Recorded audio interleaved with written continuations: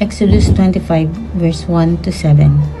Sinabi ng Panginoon kay Moises, sabihin mo sa mga Israelita na maghandog sila sa akin.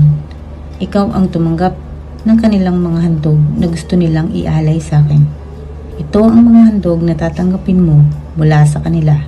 Ginto, pilak, tanso, ng kulay asul, ube at pula. Manipis na telang linen, tela na gawa sa balahibo ng kambing, balat ng lalaking tupa na kinulayan ng pula, magandang klase ng balat, kahoy na akasya, langis ng olibo para sa ilaw, mga sangkap sa langis na pamahid at pabango sa insenso, batong onyx at iba pang mamahaling bato na ilalagay sa espesyal na damit ng punong pari at sa bulsa sa dibdib nito. Amen. Exodus chapter 25 verse 8 to 14. Ipagpagawa mo ako ng santuaryo na titirhan kong kasama sila.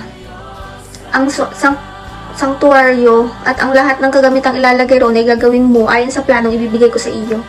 Gumawa kayo ng isang kaban na yari sa akasya.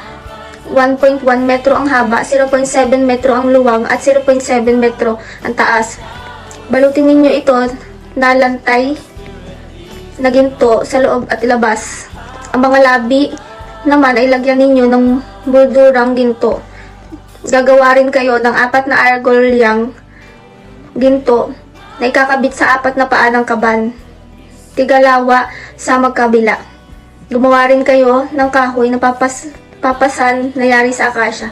Babalutin din ito ng ginto at isuot ninyo ang mga ito sa mga agolya sa magkabilang gilid ng kaban upang maging pasanan nito. Amen. Magandang gabi sa ating lahat. Ang aking babasahin ay mula sa libro ni Exodus chapter 25 verses 15 to 20. Huwag ninyong aalisin sa argolya ang mga pasanan. Ang 2 tapyas na bato ng kasunduang ibibigay ko sa iyo ay ilalagay mo sa kaban. Gumawa ka ng luklukan ng awa na yari sa purong ginto. Ang haba nito ay 1.1 metro at 0.7 metro naman ang luwang. Lalagyan mo ng 2 kerubing ginto ang 2 dulo nito. Tig-isa sa magkabilang dulo. Ihinang ang mga kerubin upang ito at ang luklukan ng awa ay maging iisang piraso. Gawin mong magkaharap ang 2 kerubin na parehong nakatungo at nakabuka ang mga pakpak na nilulukuban ang luklukan ng awa. Ang mabuting salita ng Diyos. Amen.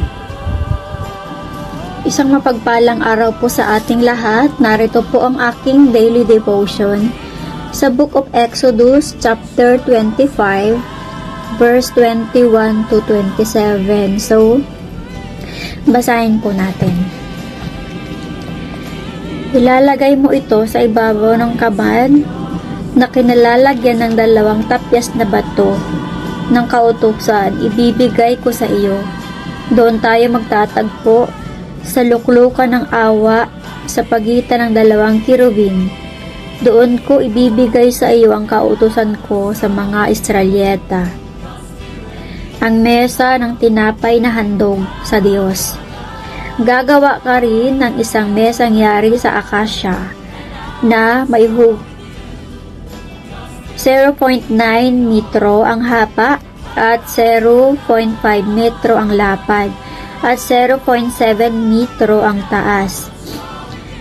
Balutan mo ito ng purong ginto at paligiran mo ng moldurang ginto.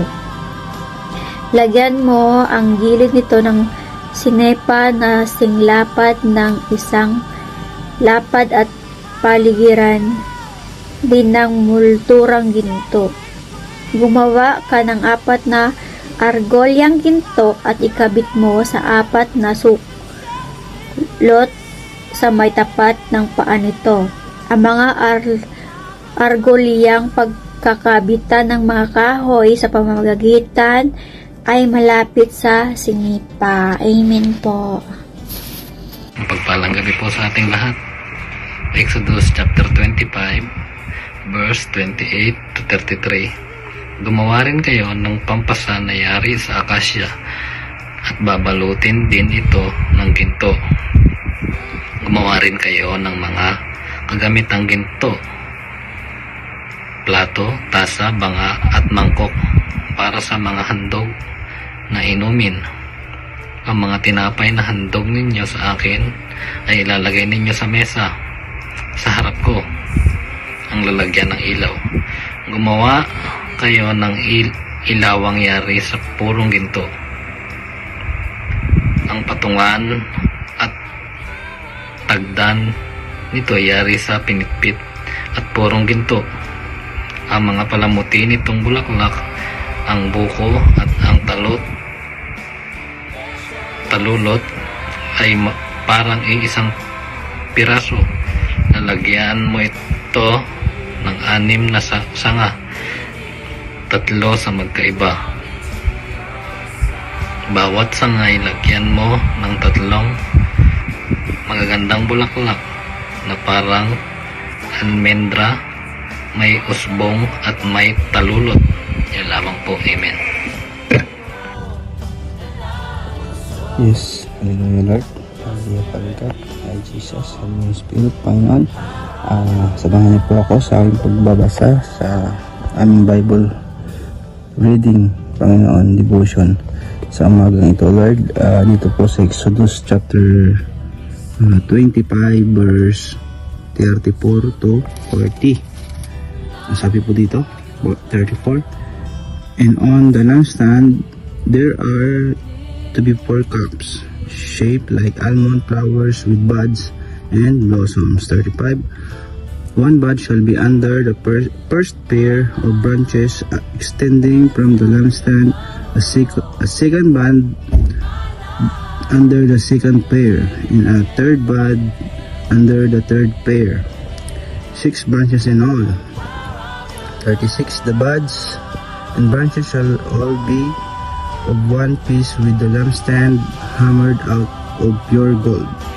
37. Then make it 7 lamps and set them out on each, so that they light the space in front of it.